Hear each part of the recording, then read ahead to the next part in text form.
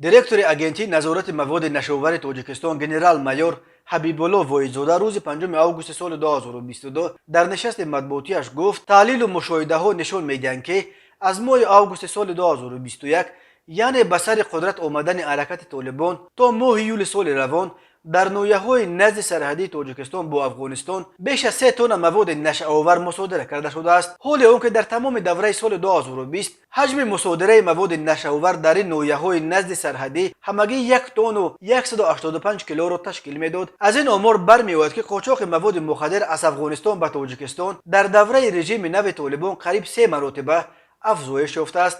ҳаракати тонрави толибон моҳи августи соли 2021 қудратро дар афғонистон ба даст овард.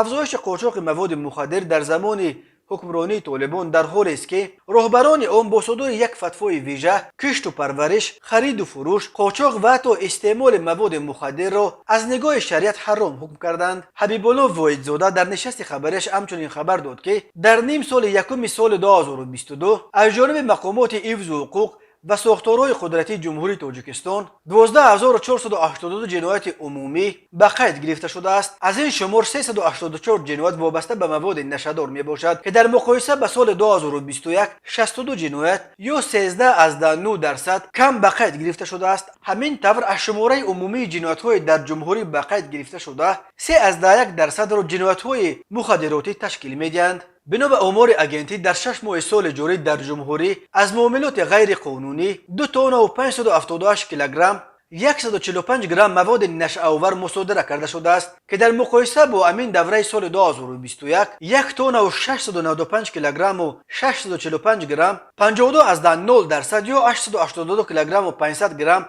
زیاد می باشد. طبق آمار رسمی در نیم ساله یکم سال 2022 در جمهوری 4437 نفر نشمند در قید می باشند که 100 نفر آنها را زنها تشکیل می دهند. این نشان داد نسبت به همین دوره سال 2021 566 نفر یا 11% کاهش یافته است. امروز در تاجیکستان به 10 میلیون اهالی 48 نشمند راست می آید.